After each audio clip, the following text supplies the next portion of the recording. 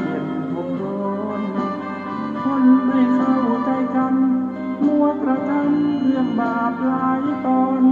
เกิดใหม่พบหน้าแน่นอนนรกร้อนน่าสะพรึงกลัวอำนาจกรรมกุศลกรรม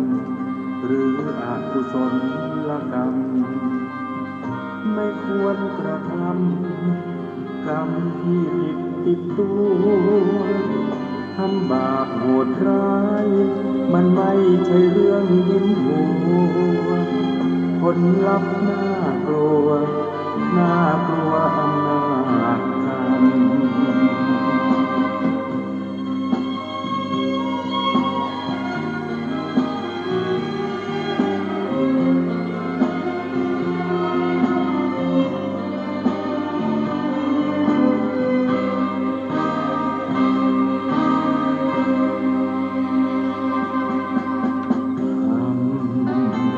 อำนาจกรรมกุศลกรรมหรืออกุศลกรรมไม่ควรกระทำกรรมที่ผิดติดตัวทำบาปโหดร้าย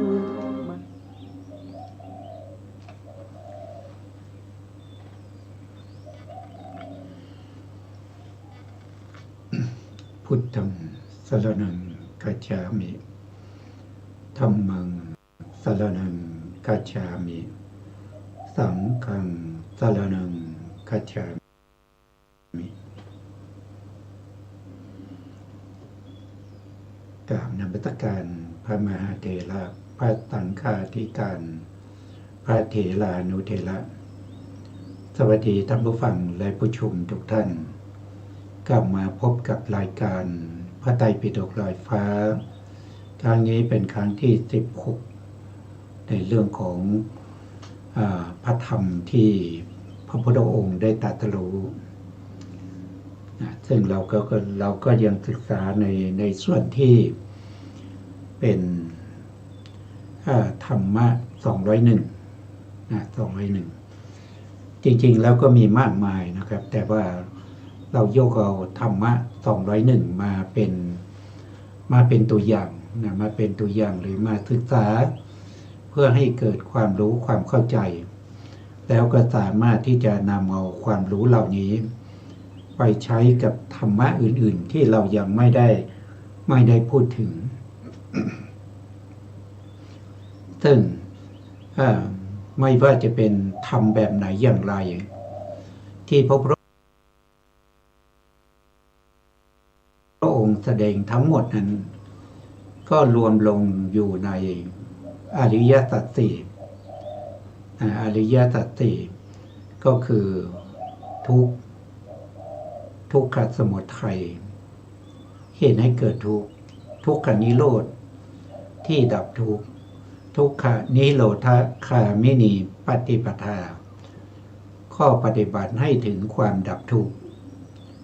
ไม่ว่าจะเป็นธรรมหมวดไหนก็ตามนะครับสุดท้ายพระองค์ก็จะสรุปลงในเรื่องของอริยสัจสี่ถ้าเราสามารถที่จะเข้าใจในธรรมะ201นี้ได้ถ้ามีธรรมที่เรายังไม่เคยได้ยินได้ฟังมาถ้าเราไปได้ยินได้ฟังเราก็สามารถที่จะนำมาส่งข้อลงในอริยสัจสี่ได้โดยไม่ยากนะครับไม่ต้องไปคิดนานนะครับก็สามารถที่จะส่งข้อลงอริยสัจสี่ได้ซึ่งธรรมะ201เนี่ยมีอยู่12หมวดด้วยกันมีอยู่12หมวดด้วยกันหมวดที่1ก็คือขันธ์5ขันธ์5แล้วก็ได้พูดกันไปแล้วนะแล้วก็ต่อมาก็จะเป็นหมวดที่2นะครับหมวดที่2หมวดที่2ก็คือเรื่องของปิยรูปสาตรูป60ปิยรูปสาตรูป60ปิยะก็คือความน่ารักสาตรูปคือ น่าพอใจน่ารักน่าพอใจนะในปียรูปสาตรูป60นี่ก็แบ่งเป็น10หมวดด้วยกันแต่ละหมวดก็จะมีอยู่6ข้อนะครับ6ข้อก็ไม่ยากนะครับ6ข้อที่ท่านแสดงนั้นท่านก็แสดงโดยทวารนะครับก็คือทวารของสัตว์ทั้งหลายนะครับสูงสุดนะก็มีอยู่6ทวารเท่านั้นเองนะที่เราเป็นบุคคลเป็นสัตว์เป็นบุคคลที่เวียนว่ายตายเกิดอยู่ในสังสารวัฏนะ31ภูมิทั่วไปในอนันตจักรวาลในอนันตจักรวาลนี้ไม่มีเกินกว่าทวาร6นี้แหละนะก็มีทวาร6นี้นะเท่านั้นที่จะทำให้มีการสืบต่อไปในภพต่างๆนะครับโดยธรรมะทั้ง10หมวดนี้ก็จำแนกโดยความเป็นทวาร6ทวารนะครับอย่างเช่นธรรมะในหมวดที่1เราก็ศึกษาในเรื่องของอายตนะภายในนะอายตนะภายในนี้นะครับก็คือตานะตาก็เป็นทวารทวารตาทวารหูทวารจมูก ทวารลิ้นทวารกายแล้วก็ทวารใจนะแล้วอายตนะภายใน6เนี่ยมันเป็นรูปนะเป็นรูปกับนามนะครับอะไรเป็นรูปก็คือตาเป็นรูปหูเป็นรูปจมูกก็เป็นรูปลิ้นก็เป็นรูปกายก็เป็นรูปแล้วก็สุดท้ายก็คือใจก็เป็นนามนะครับเพราะฉะนั้นอายตนะภายใน6ก็คือได้แก่รูปกับนามนะก็ได้แก่รูปกับนามรูปกับนามนี้ที่มันเป็นไปในชีวิตประจำวันของเรานะครับไม่ใช่รูปนามที่ไหนที่เรามีอยู่นะครับที่เรามีอยู่ที่เราเป็นไปตั้งแต่ตื่นนอนขึ้นมานะครับตื่นนอนก็จะมีตาใช่ไหมครับก็จะมาทวารตาแล้วก็ทวารหูนะครับ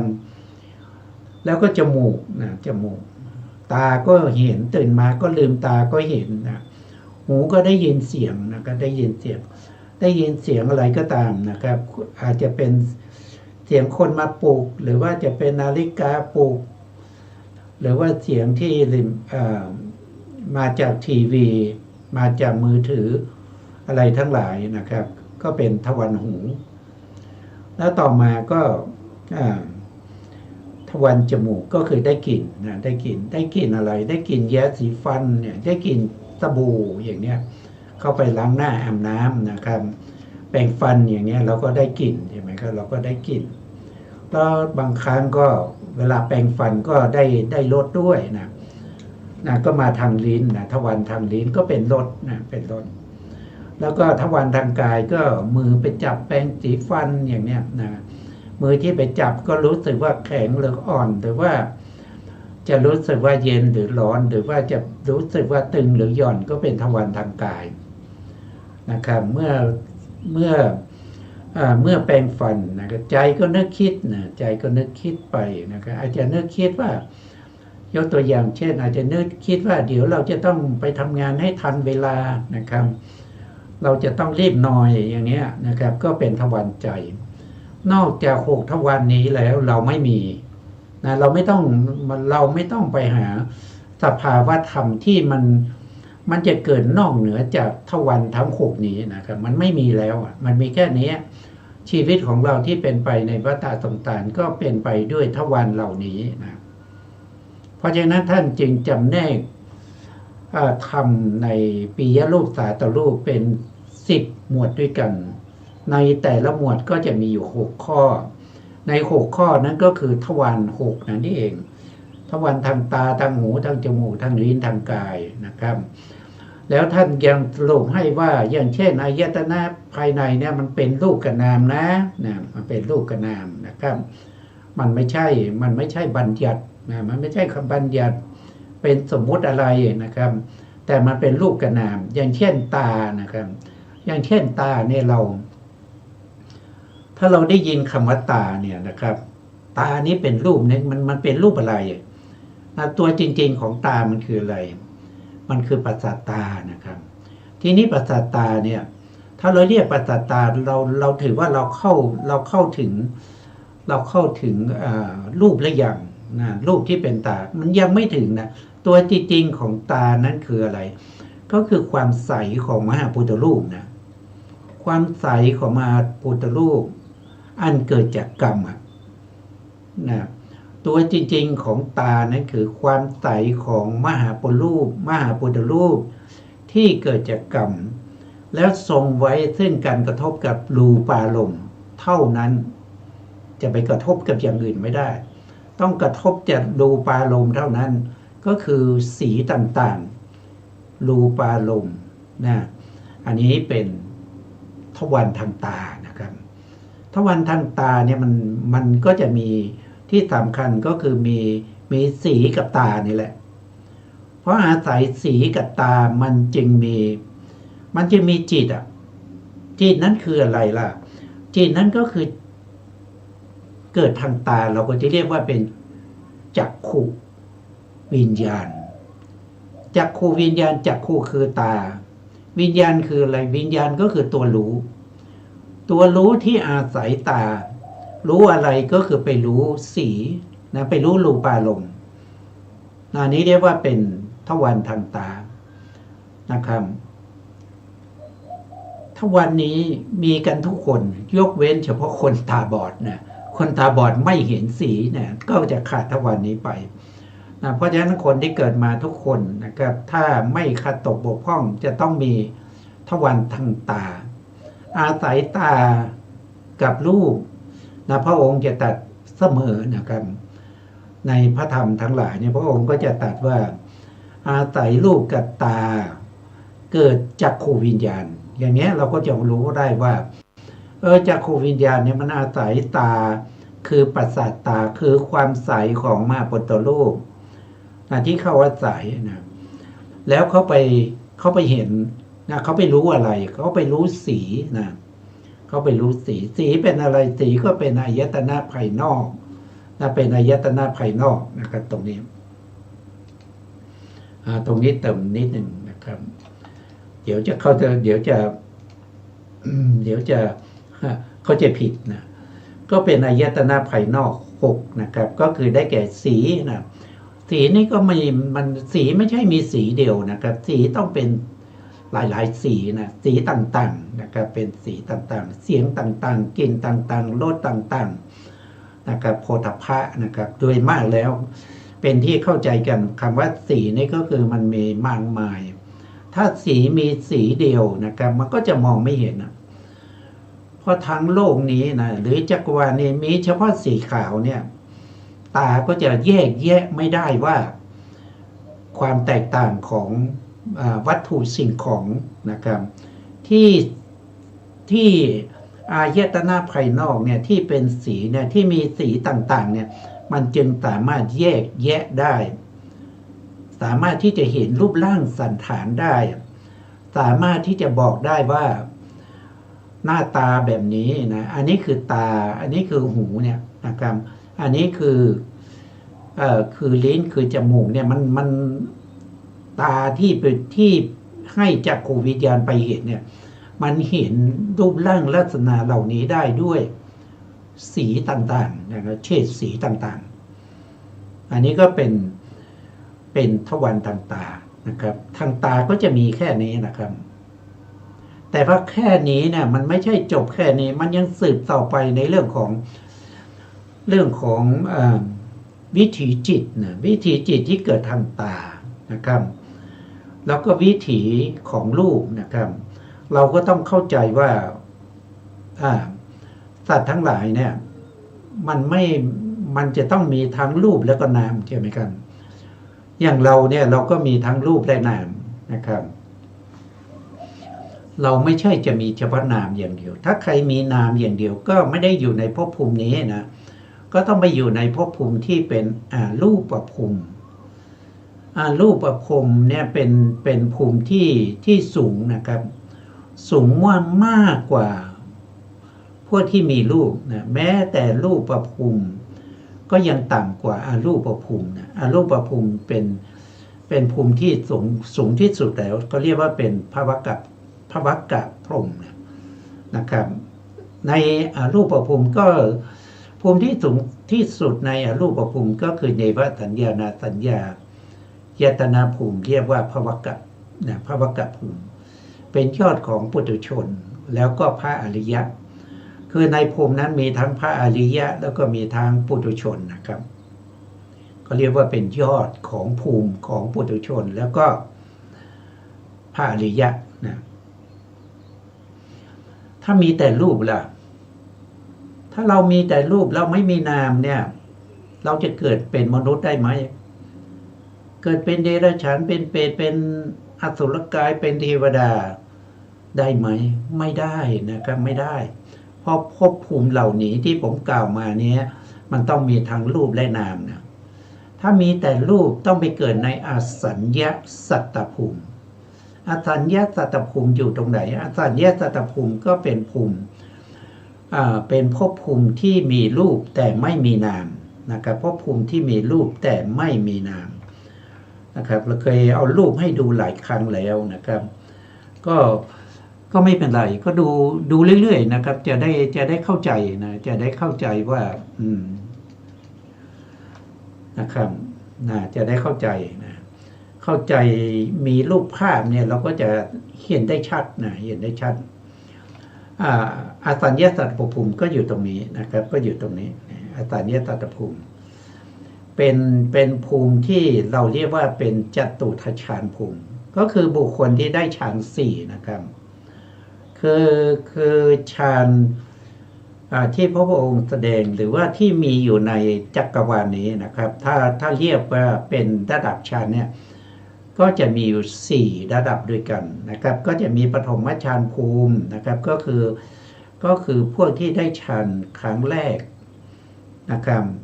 จะต้องได้ปฐมฌานภูมิก่อนปฐมฌานเนี่ยเป็นชั้นแรกของฌานนะครับชั้นที่2ต่อไปก็เลยเรียกว่าทุติยฌานนะชั้นที่3ต่อไปก็จะเรียกว่าตติยฌานแต่อสัญญาสัตว์เนี่ยเขาอยู่ในภูมิชั้นที่4นะครับก็คือจตุยฌานภูมินะเขาอยู่ในจตุยฌานภูมิพวกที่มาเกิดตรงนี้นะมันเป็นภพ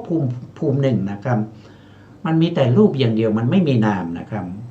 มันไม่มีนามในภพภูมินี้เวลาไปเกิดนะครับไปเกิดก็มีรูปร่างสันฐานใช่ไหมครับไปเกิดเป็นพรหมก็เหมือนกับท่านว่า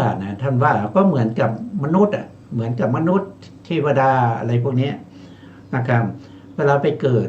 ไปเกิดเป็นคล้ายๆเป็นรูปเราพูดง่ายๆว่าเขาไม่มีนามเนี่ยเขาจะเหมือนอะไรเขาเหมือนกับตุ๊กตานะครับเขาเหมือนกับตุ๊กตาเวลาเขาไปเกิดด้วยชีวิตนวกกลาภนะเมื่อเขาไปเกิดตรงนั้นเนี่ยเขามีชีวิตนะแต่เขามีแต่รูปอย่างเดียวเพราะฉะนั้นรูปของเขาเนี่ยไม่สามารถที่จะเคลื่อนที่ได้นะไม่สามารถที่จะเคลื่อนที่ได้ไม่สามารถที่จะเดินไปเดินมานะเขาเกิดอยู่ในท่าไหนนะครับเขาต้องอยู่ในท่านั้นตลอดไปเวลาเขาไปเกิดเขาไปเกิดแล้วอยู่ในท่านั่งใช่ไหมครับอยู่ในท่านั่งสมาธินะเขาก็จะนั่งอยู่อย่างนั้นนะครับเขาไม่มีการเคลื่อนไหวไม่มีการหายใจไม่มีการกินอาหารใดๆจะอยู่อย่างนั้นตลอด500มหากรัปนะยาวนานมากเลยนะ500มหากรัปนะครับ500มหากรัปอันนี้จะมีอยู่ภูมิเดียวนะครับที่มีเฉพาะรูปนะไม่มีนามนะครับส่วนที่เหลือนะครับส่วนที่เหลือจากอรูปภูมิ4เหลือจากอสัญญาสัตตภูมิ1นะครับก็เหลือเท่าไหร่ก็เหลืออยู่26ภูมิใน26ภูมินี้มีทั้งรูปแล้วก็มีทั้งนามด้วยนะตั้งแต่ไหนตั้งแต่อบายภูมิ4ก็คือมีนิริยภูมิก็คือนิริยภูมินี้ก็คืออะไรล่ะ ก็คือสัตว์นรกนะครับก็คือสัตว์นรกนะนิยภูมินะครับแล้วก็ต่อมาก็คือเปติวิสัยนะครับแล้วต่อมาก็จะเป็นอสุรกายนะครับแล้วก็เดรัจฉานนะต่อมาก็จะเป็นมนุษย์นะแล้วก็จะเป็นเทวดา6 ชั้นก็จะมีจาตุงมหาราชิกาตาวติงสายามาดุสิตานีมานรดีปารมินมิตตวัสวัตตีอันนี้เป็นเทวดา6 ชั้นมีทั้งรูปทั้งนามนะครับและต่อมาก็จะเป็นพวกพรหมนะครับชั้นที่1ปฐมฌานภูมิมีปริสัชชาปุโรหิตตาพรหมมหาพรหมมีทั้งรูปทั้งนามนะครับชั้นที่2ทุติยฌานมีปริตาภาอัปมาณภาอภัสสรานะครับอันนี้ชั้นที่2เรียกว่าทุติยฌานภูมิมีอยู่3ระดับนะต่อไปก็จะเป็นตติยฌานภูมิก็คือชั้นที่3ก็มี3ระดับเหมือนกันนะระดับที่1เรียกว่าเป็นปริตตสุภาระดับที่2เรียกว่าอัปปมาณสุภาระดับที่3สุภกินหานะครับอันนี้เป็นระดับที่3เรียกว่าตติยฌานภูมิมีทั้งรูปและนามนะครับต่อมาก็จะมีชั้นที่4นะจตุทัชฌานภูมิระดับเขาเรียกว่าเป็นระดับ1นะระดับ1ก็จะมีเวหพลานะเวหพลามีทั้งรูปและนามนะครับส่วนนาตันนะครับอยู่ในชั้นที่4เหมือนกันแต่มีแต่รูปไม่มีนามนะครับต่อไปก็จะเป็นชั้นที่เป็นพระอริยบุคคลนะเขาเรียกว่าเป็นสุทธาวาสอริยบุคคลตรงนี้จะต้องมี2 บุคคลนะครับมีพระอนาคามีกับพระอรหันต์นะส่วนพระโสดาบันและสกทาคามีไม่มีในสุทธาวาสนะไม่มีในสุทธาวาสสุทธาวาสเวลาไปเกิดนะครับก็ต้องไปเกิดเป็นอนาคามีนะครับจะไปเกิดในชั้นที่1ในสุทธาวาสเรียกว่าอวิหานะครับมีทั้งรูปและนามไปเกิดในชั้นที่2เรียกว่าอัตตปามีทั้งรูปและนามนะนี่เป็นพระอนาคามีนะครับที่ไปเกิดนะแล้วก็ชั้นที่3เรียกว่าสุทัสสามีทั้งรูปและนามเวลาเกิดเป็นพระอนาคามีนะครับแต่เวลาตายเนี่ยจะมีทั้งที่เป็นพระอนาคามีแล้วก็ปรินิพพานของพระอรหันต์ด้วยนะครับก็เหมือนกันนะตั้งแต่วิหารอัตตปาสุทัสสาขึ้นมาสุทัสสีอกนิฐานี่ก็เหมือนกันนะครับเวลาเกิดเนี่ยเกิดด้วยอนาคามีบุคคลเวลาตาย2 บุคคลนะครับตายด้วยอนาคามีก็มีแล้วก็ตายด้วยความเป็นพระอรหันต์ก็มีตอนในชั้นสุดท้ายคืออากนิฐานะอากนิฐานี่เวลาเกิดเนี่ยเกิดเป็นพระอนาคามีนะครับเวลาตายมีบุคคลเดียวนะคือปรินิพพานนะครับไม่มีพระอนาคามีที่จะตายในอากนิฐานะครับมีแต่พระอรหันต์เท่านั้นที่ตายในนี้นะครับส่วนตั้งแต่อวิหามาจนถึงสุทัสสีมีทั้งเวลาเกิดเป็นพระอนาคามีเวลาตายมี2 บุคคลนะครับก็คือพระอนาคามีตายหรือพระอรหันต์ปรินิพพานนะอันนี้มีทั้งรูปและนามนะครับตรงนี้ต้องเป็นอริยบุคคลเท่านั้นนะเพราะฉะนั้นอากนิฐานี่เขาเรียกว่าเป็นยอดของอริยบุคคลนะอยู่ตรงนี้นะเขาเรียกว่าเป็นยอดของพระอริยะนะครับมาถึงตรงนี้ต้องปรินิพพาน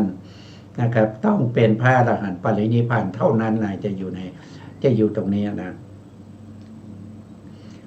ต่อไปก็จะเป็นอรูปภูมิ4นะอรูปภูมิ4ก็มีอากาสานัญจายตนะมีแต่นามอย่างเดียวนะเขาไม่มีรูปนะตรงเนี้ยนะมีแต่นามอย่างเดียวเป็นชั้นที่1เรียกว่าอากาสานัญจายตนะภูมิในชั้นที่2เรียกว่าวิญญาณัญจายตนะภูมิมีแต่นามอย่างเดียวนะไม่มีรูปนะครับชั้นที่3เรียกว่าอากินจัญญายตนะภูมิมีแต่นามไม่มีรูปชั้นสุดท้ายสูงที่สุดก็เรียกว่าเป็นเนวสัญญานาสัญญายตนะภูมิมีแต่นามอย่างเดียวไม่มีรูป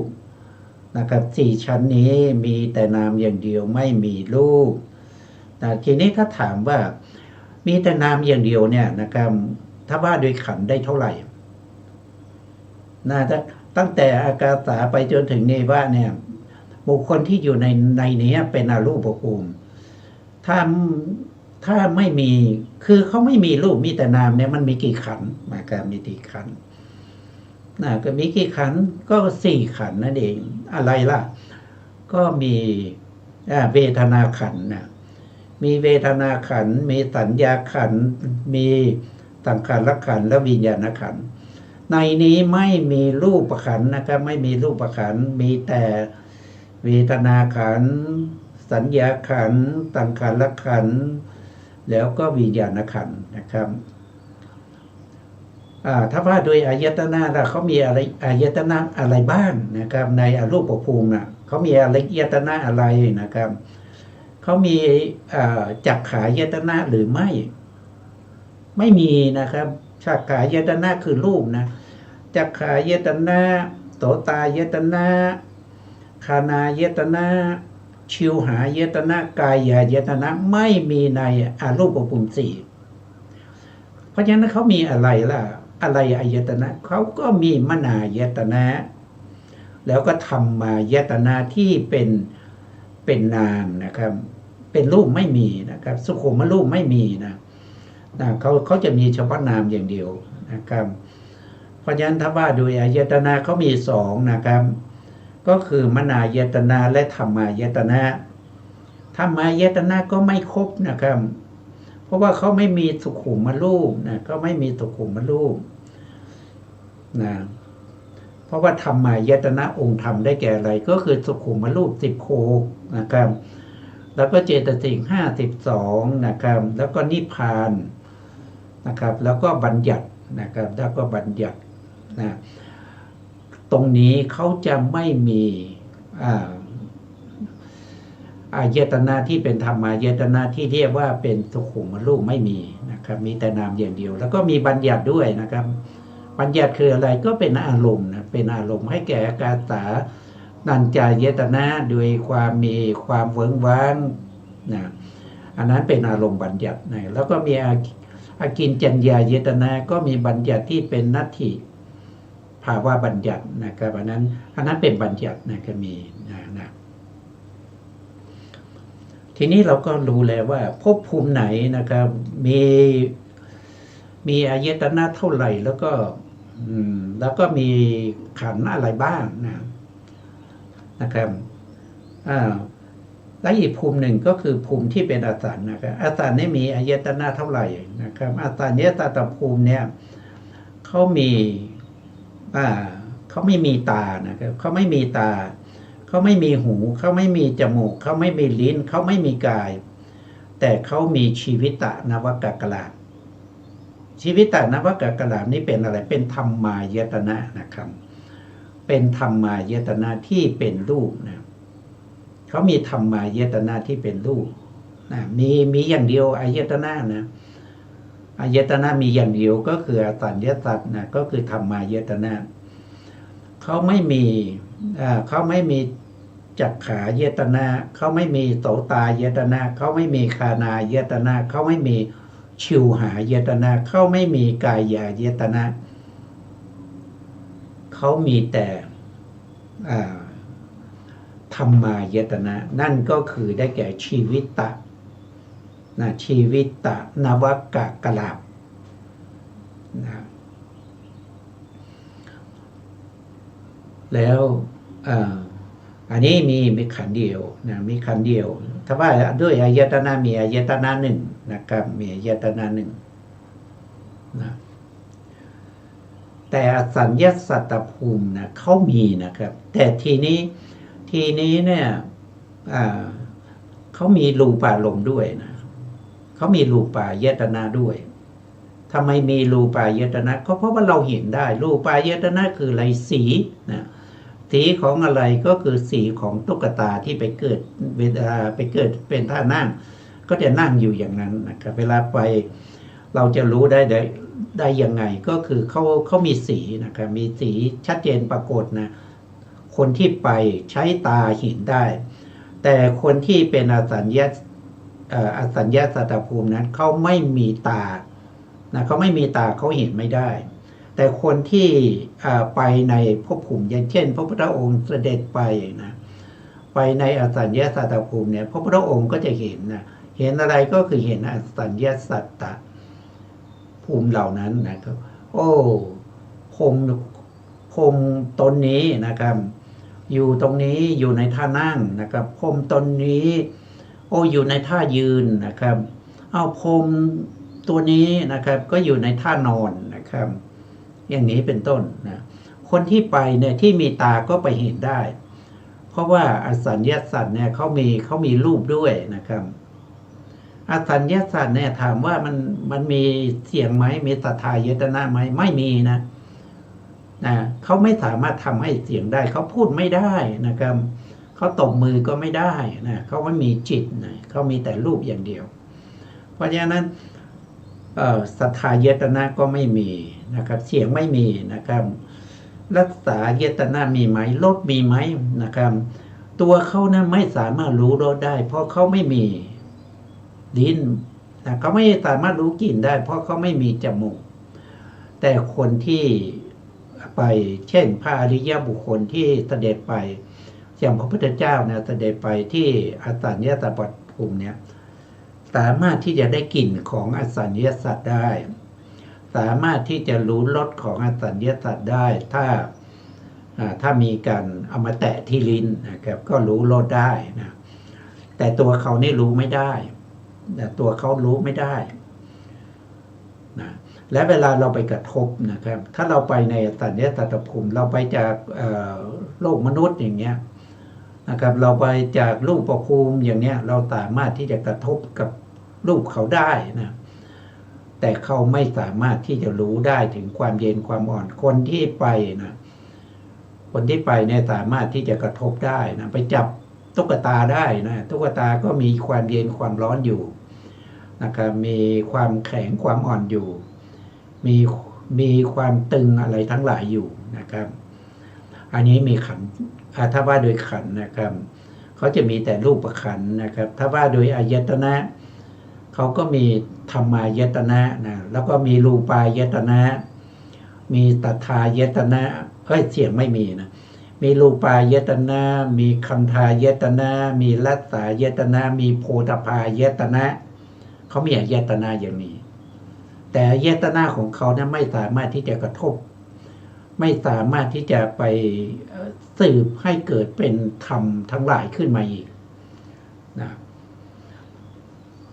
ส่วนที่เหลือนะครับส่วนที่เหลือก็จะมีขันธ์ห้านะครับมีขันธ์ห้านะมีขันธ์ห้ามีทั้งรูปขันธ์เวทนาขันธ์สัญญาขันธ์สังขารขันธ์แล้วก็วิญญาณขันธ์นะถ้าว่าด้วยอายตนะนะครับก็มีอายตนะถ้าเป็นเทวดานะครับถ้าเป็นเทวดา6ชั้นนี้มีมนุษย์อีกหนึ่งแล้วก็อบายภูมิ4อันนี้จะมีอายตนะครบเลยนะครับมีอายตนะ12เลยนะครับแต่ถ้าเป็นพวกพรหมเนี่ยถ้าเป็นรูปพรหมนะครับปฐมฌานทุติยฌานตติยฌานเวหาพลาอวิหาอัตตปาสุทัตตาสุทัตติอากนิฐาเนี่ยเขาไม่มีจมูกประสาทนะเขาดมกลิ่นไม่ได้นะเขาไม่มีชิวหานะครับชิวหาก็คือประสาทลิ้นเขาไม่มีนะครับแล้วเขาก็ไม่มีกายายตนะด้วยนะเพราะฉะนั้นเขาจะไม่มีจักขายตนะโทษทีไม่มีคันธายตนะไม่มีรัตตายตนะไม่มีโพธพายตนะนะครับและเขาไม่มีเพศด้วยนะเขาไม่มีเพศนะครับถ้าว่าโดยขันธ์ห้าเขาครบนะแต่ถ้าว่าโดยอายตนะเนี่ยเขาขาดอะไรขาดจักขายตนะเอาอีกแล้วขาดคันธายตนะรัตตายตนะแล้วก็โพธพายตนะเขาไม่มีนะครับอันนี้ก็เป็นภพภูมิที่เป็นไปนะเป็นไปในเรื่องของอายตนะนะครับทีนี้เราก็กลับไปนะครับเราก็กลับมาตรงนี้อีกทีหนึ่งนะครับเราก็จะเห็นอายตนะมันเป็นรูปและนามนะอายตนะภายในก็เป็นรูปและนามนะครับ นามคืออะไรนามก็คือตรงที่เป็นธรรมะนะครับอายตนะภายนอกตรงที่เป็นธรรมะก็คือได้แก่เจตสิกนี่เป็นนามนะครับได้แก่ตัวเจตสิกนะส่วนที่เป็นสีเป็นเสียงเป็นกลิ่นเป็นรสเป็นผลิตภัณฑ์แล้วก็โสมรูปเหล่านี้เขาเป็นรูปขันธ์นะครับนะถ้าว่าโดยอายตนะเนี่ยจำนวนอายตนะในอายตนะภายนอกมีเท่าไหร่นะก็จะมี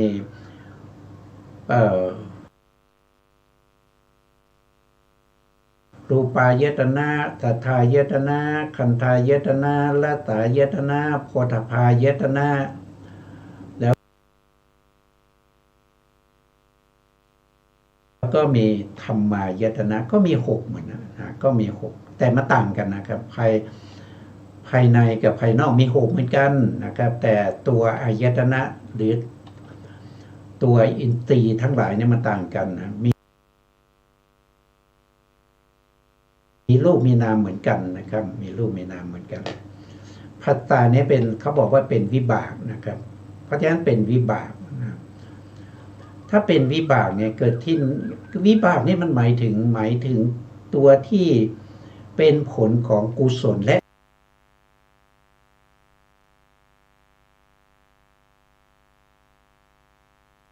อกุศลนะตรงนี้เป็นผลของกุศลและอกุศลนะครับนะเวทนาก็เป็นวิบากนะครับเป็นผลของกุศลและอกุศลนะครับต่อไปในสัญญาเขาบอกว่าเป็นกรรมนะครับเพราะฉะนั้นตัวสัญญาเนี่ยต้องเกิดในกุศลจิตหรือว่า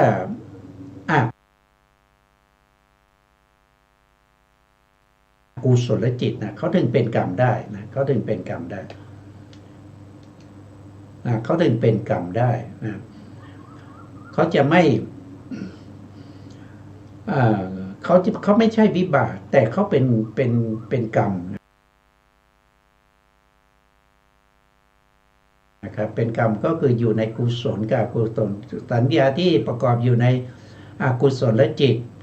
12แล้วก็สัญญาที่ประกอบอยู่ในกุศลจิตในกุศลในมหากุศลจิต8นะครับแล้วก็ในรูปาวจรกุศลก็มีนะครับรูปาวจรกุศล5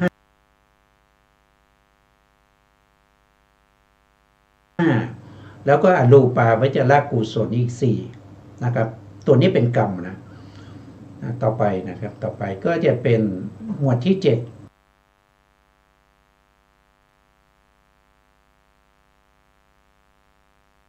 นะเป็นเจตนานี้ก็เป็นกรรมนะครับเจตนาเป็นกรรมถ้าพูดถึงกรรมก็คืออย่างที่บอกนะมันเจตนาที่อยู่ในอกุศลจิต12และเจตนาที่อยู่ในมหากุศลจิต8เจตนาที่อยู่ใน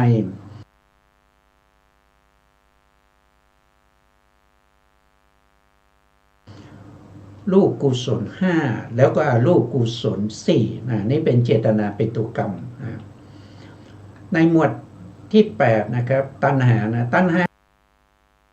ก็บอกว่าเป็นกรรมนะครับท่านบอกว่าเป็นกรรมนั่นก็แสดงว่าตัณหาก็คือโลภะนี่มันจะอยู่ตรงไหนนะครับโลภะมันก็จะอยู่เฉพาะที่โลภะมูลจิต8อันนี้ได้โลภะมูลจิต8นะครับถามว่าในกุศลมีไหมไม่ม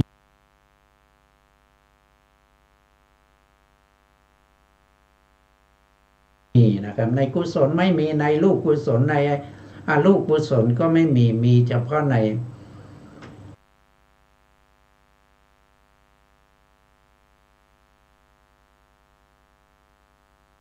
โลภะมูลจิต8ในโทสะมูลจิต2มีไหมไม่มีนะครับในโมหะมูลจิต2ก็ไม่มีนะไม่มีตัวตัณหาเพราะตัวตัณหาคือได้แก่ตัวโลภะ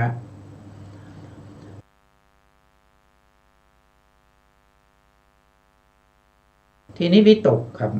วิตกก็เป็นกรรมนะวิตกเป็นกรรมนั่นแสดงว่าต้องเกิดในอกุศลและอกุศลนะครับ ทีนี้ตัววิตกเนี่ยมันสามารถเกิดได้ทั้งกุศลและอกุศลนะแล้วมันอยู่ที่ไหนก็อยู่ในอกุศลจิต12นะแล้วก็อยู่ในมหากุศลจิต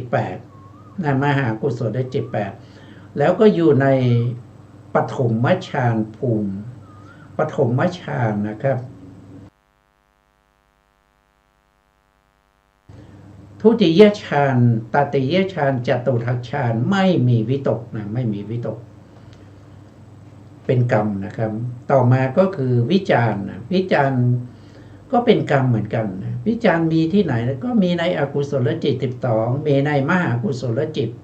8แล้วก็มีในปฐมฌาน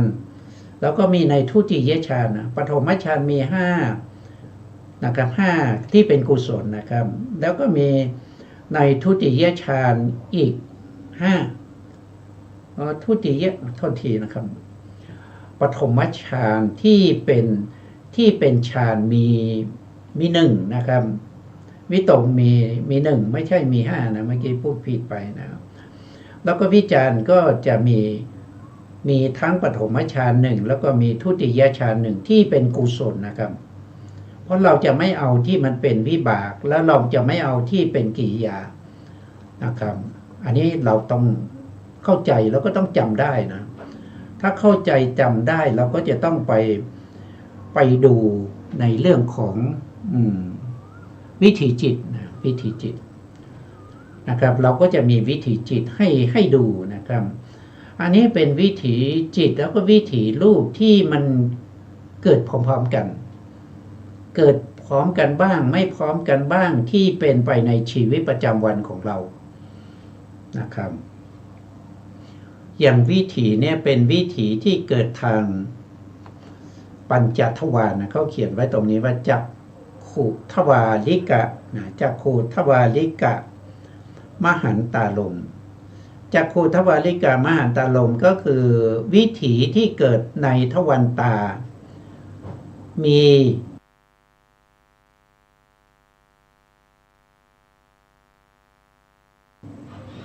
อารมณ์ที่มีกำลังมากนะครับอารมณ์ที่มีกำลังมาก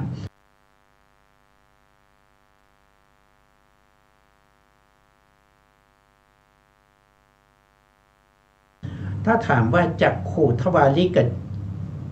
ะจิตหรือจักขุทวาริกะเนี่ยมีอะไรเป็นอารมณ์นะมีอะไรเป็นอารมณ์ก็ต้องมีรูปารมณ์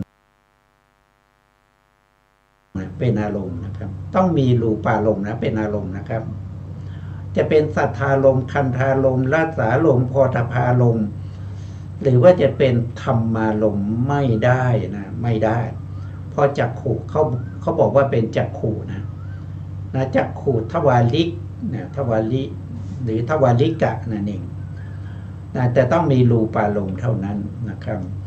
ถ้าเป็นวิถีที่เป็น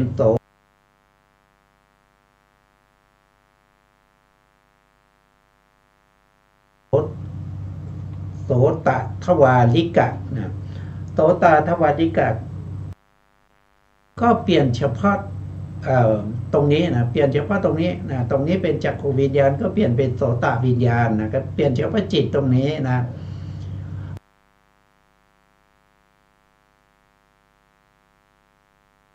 แล้วก็เปลี่ยนรูปารมณ์ตรงนี้นะอันนั้นที่พูดไปก็คือเปลี่ยนตัวจิตนะ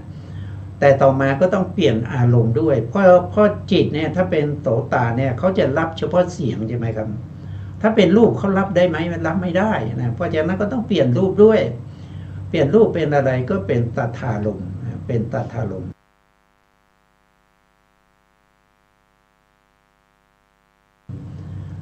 สัทธารมณ์ที่เป็นอัตตินะอัตติอิทธะก็คือเป็น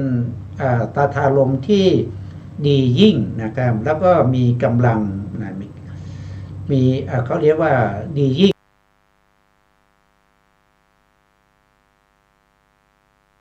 นะครับก็หมายถึงกำลังนะครับหมายถึงมีกำลังด้วยนะแล้วก็จะเป็น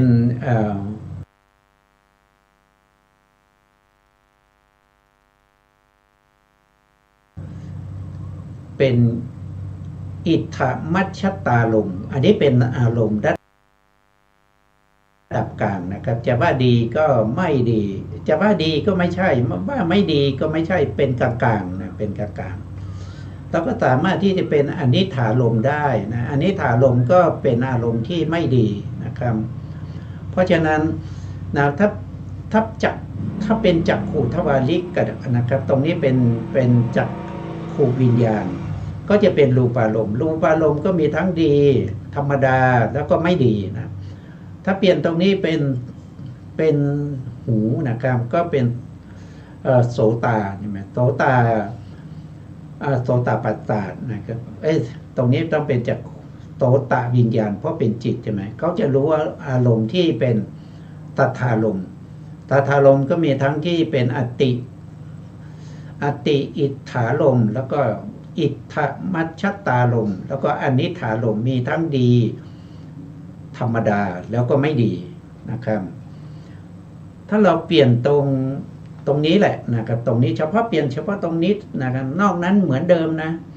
เปลี่ยนเป็นประสาทจมูกเรียกว่าฆานะนะครับตรงนี้ก็ต้องเป็นฆานะวิญญาณนะครับฆานะวิญญาณก็ต้องไปรู้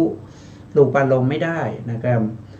ต้องไปรู้คันธารมณ์ตรงนี้ก็ต้องเปลี่ยนเป็นกลิ่นนะครับกลิ่นก็มี3ระดับมีทั้งที่กลิ่นที่ดียิ่งนะครับกลิ่นที่ธรรมดานะครับแล้วก็กลิ่นที่ไม่ดีนะครับแต่ถ้าเป็นทางนี้นะครับตรงนี้ก็ต้องเปลี่ยนเป็นชิวหาวิญญาณนะครับชิวหาวิญญาณรับรูปารมณ์ไม่ได้นะต้องเปลี่ยนรูปารมณ์ให้เป็นรัสสารมณ์ก็มี3ระดับก็มีอติอิทธารมณ์นะแล้วก็มัชฌตารมณ์แล้วก็อนิถารมณ์ก็คือกลิ่นที่ดียิ่งกลิ่นโทษทีนะทำไมพูดผิดนะก็คือรสที่ดียิ่งนะครับแล้วก็รสธรรมดาแล้วก็รสที่ไม่ดีนะต่อไปถ้าเปลี่ยนเป็นกายล่ะตรงนี้เป็นกายวิญญาณใช่ไหมครับกายวิญญาณรู้อะไรก็รู้โผฏฐัพพารมณ์กายวิญญาณจะรู้รูปารมณ์ไม่ได้ตรงนี้ก็ต้องเปลี่ยนอีกเปลี่ยนเป็นโผฏฐัพพารมณ์กายวิญญาณรู้โผฏฐัพพารมณ์โผฏฐัพพารมณ์ก็มี3ระดับก็คือมีอติอิทธารมณ์แล้วก็มีอิทธมัชฌตารมณ์อนิถารมณ์ก็คือโผฏฐัพพารมณ์ที่ดียิ่งโผฏฐัพพารมณ์ธรรมดาแล้วก็โผฏฐัพพารมณ์ที่ไม่ดีนะครับอันนี้ก็จะมีอยู่5ทวารด้วยกันถ้าเราดูวิถีนี้แล้วเราจะได้5ทวารนะครับก็คือได้แก่ตรงนี้เปลี่ยนเฉพาะตรงนี้นะครับตรงนี้เป็นถ้าเป็นจอจานนี้ก็เป็นจักขุวิญญาณนะครับถ้าตรงนี้เป็นโสนะครับเป็นโสก็เป็นโสตวิญญาณถ้าตรงนี้เป็นคานะครับก็เป็นคานะวิญญาณถ้าตรงนี้เป็นชิวนะก็เป็นชิวหาวิญญาณถ้าตรงนี้เป็นกายนะครับก็เป็นกายวิญญาณแล้วก็อารมณ์ก็ต้องเปลี่ยนตามนะครับเปลี่ยนตามอะไรเปลี่ยนตามจิตตรงนี้นะครับเปลี่ยนตามจิตตรงนี้นี่ก็จะเปลี่ยนไปตามทวารนะครับทีนี้เราก็มาดูนะครับเราก็มาดูว่าที่ท่านจำแนกว่าอายตนะเนี่ยมันเป็นรูปแล้วก็เป็นนามใช่ไหมครับเราต้องเนี่ยอายตนะนะครับอายตนะเนี่ยเขาบอกว่าเป็นรูปกับนามใช่ไหมครับเป็นรูปกับนามแล้วก็อายตนะภายนอกก็เป็นรูปกับนามด้วยนะครับเป็นรูปกับนามด้วยส่วนต่อไปก็เป็นวิบากนะครับวิญญาณเป็นวิบากภาษาเป็นวิบากเวทนาเป็นวิบากนะมีเท่าไหร่มีอยู่3นะครับมีวิญญาณนะครับมีภาษาแล้วก็มีเวทนาเป็นวิบากนะเป็นผลของกรรมนะแล้วก็จะมีสัญญานี่เป็นกรรมนะครับสัญญาอยู่ในกุศลอกุศลก็เป็นกรรมเจตนาก็อยู่ในกุศลอกุศลก็เป็นกรรมตัณหาก็เป็นกรรมนะครับอยู่ในอกุศลนะโลภะมูลจิตนะแล้วก็วิตกก็เป็นกรรมนะอยู่ได้ทั้งกุศลและอกุศลนะวิจารก็อยู่ได้ทั้งกุศลอกุศลก็เป็นกรรมนะครับเพราะนี้กรรมมีเท่าไหร่นะกรรมมีตั้งแต่ตรงที่เป็นเจตนานะครับเจตนาตัณหาวิตก วิจารนะมี4นะครับ วิบากมีเท่าไหร่นะวิบากนะครับวิบากก็จะมีอยู่2มีอยู่3นะครับมีวิญญาณมีภัตตะแล้วก็มีเวทนานะครับโอ้กรรมมีมากเลยนะกรรมมีตั้งแต่สัญญานะครับสัญญาเจตนาตัณหาวิตกนะครับแล้วก็วิจารนะครับมีเท่าไหร่นะ4 5 6นะครับกรรมมีอยู่6นะกรรมมีอยู่6นะครับสัญญา1เจตนา2ตัณหา3วิตก4วิจาร5นะกรรมมี5นะครับกรรมมี5ทีนี้เรารู้แล้วเราก็ไปดูนะครับเราก็ไปดูที่ความเป็นไปในชีวิตของเราเนี่ยมันมีแต่รูปกับนามนะครับที่มันเป็นไปนะมันเป็นไปแต่ละวันเนี่ยมันนอกจากรูปกับนามเราก็ไม่มีอะไรใช่ไหมครับรูปคืออะไรรูปก็คือได้แก่1ก็คือประสาทจักขุประสาทอย่างเนี้ยเราเห็นไหมครับจักขุประสาทคือประสาทตานะท่านบอกไว้เนี่ยตรงนี้ก็จะเปลี่ยนตามเมื่อกี้ไม่ได้บอกไปนะครับว่าก็เปลี่ยนตามจักขุวิญญาณนะตรงนี้เป็นจักขุวิญญาณตรงนี้ก็ต้องเป็นจักขุประสาทนะครับจักขุวิญญาณจะเกิดขึ้นได้ต้องอาศัยจักขุประสาทถ้าตรงนี้ไม่ใช่จักขุประสาทจักขุวิญญาณเกิดตรงนี้ไม่ได้นะจักขุวิญญาณนี้อาศัยจักขุประสาทตรงนี้แล้วก็ไปรู้รูปารมณ์ตรงนี้นะครับไปรู้รูปารมณ์ตรงนี้แล้วอะไรเป็นรูปก็คือรูปารมณ์ก็เป็นรูปจักขุประสาทก็เป็นรูปส่วนที่เป็นนามก็คือจักขุวิญญาณจักขุวิญญาณในตรงนี้เนี่ยไม่ใช่จะมีเฉพาะจิตเท่านั้นมีเจตสิกด้วยนะเจตสิกในนี้มีอยู่7ดวงด้วยกันก็จะมีภัตตะมีเวทนามีสัญญามีเจตนาแล้วก็มีเจตนาภัตตะเวทนาสัญญาเจตนาชีวิตินทรีย์มนสิการนะครับมีอยู่7นะครับมีอยู่7คืออะไรมีเอกคตาด้วยนะมีเอกคตาอีก1นะครับเพื่อเป็น7เอาใหม่นะครับจักขุวิญญาณประกอบด้วยสัพพะจิตตสาธารณเจตสิก7นะครับก็มีภัตตะมีเวทนามีสัญญามีเจตนามีเอกคตาชีวิตินทรีย์แล้วก็มนสิการนะตรงนี้ก็ตรงนี้เป็นจักขุวิญญาณจักขุวิญญาณเนี่ยก็คือเป็นวิบากนะครับเพราะไม่เป็นผลของกรรมนะครับมันเป็นผลของกรรมมันก็ต้องเป็นวิบากนะครับเรารู้ได้ยังไงนะครับเราก็ต้องรู้ได้เพราะปกติเราก็ดูในปรมัตถธรรมในปรมัตถธรรมเนี่ยจักขุวิญญาณนะครับก็คือได้แก่จิต2ดวงนี้นะครับก็คือได้แก่จักขุวิญญาณที่เป็นผลของอกุศลวิบากแล้วก็จักขุวิญญาณนะครับตรงเนี้ยเป็นผลของกุศลวิบากเขาบอกว่าเป็นวิบากได้เห็นไหมครับเขาระบุไว้เนี่ยนะครับอันนี้ก็เป็นอกุศลวิบากนี้ก็เป็นกุศลวิบากนะครับทั้งแถวเนี่ยเป็นวิบากหมดเลยนะครับแถวข้างบนเนี่ยมีอยู่7ดวงเนี่ยก็เป็นวิบากมีจักขุวิญญาณก็เป็นวิบากโสตวิญญาณก็เป็นวิบากฆานวิญญาณก็เป็นวิบากนะครับ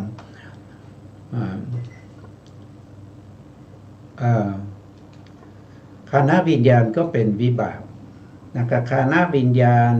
ก็เป็นวิบากชิวหาวิญญาณก็เป็นวิบากกายวิญญาณก็เป็นวิบากสัมปติฉันนะก็เป็นวิบากสันติรณะก็เป็นวิบากข้างล่างก็เหมือนกันแต่ข้างล่างนี้เป็นผลของกุศลนะครับเป็นผลของกุศลข้างบนนี่เป็นผลของอกุศลข้างล่างก็จะมีอยู่8นะข้างบนมี7นะข้างล่างมีอยู่8ก็คือได้แก่จักขุวิญญาณอันนี้เป็นกุศลนะครับเป็นวิบากนะครับแล้วก็โสตวิญญาณก็เป็นวิบากนะเป็นกุศลเป็นผลของกุศลนะครับและฆานวิญญาณก็เป็นผลของกุศล นะครับแล้วก็ชิวหาวิญญาณเป็นผลของกุศลนะแล้วก็กายวิญญาณก็เป็นผลของกุศลสัมปติฉันนะดวงนี้ก็เป็นผลของกุศลสันติละนะอันนี้ก็เป็นผลของกุศลนะแต่ตัวนี้มีเวทนาเป็นอุเบกขาส่วนดวงสุดท้ายนี้ก็สันติละนะเหมือนกันแต่มีเวทนาที่เป็นโสมนัสนะเพราะฉะนั้นตรงนี้มันเกิดจากอะไร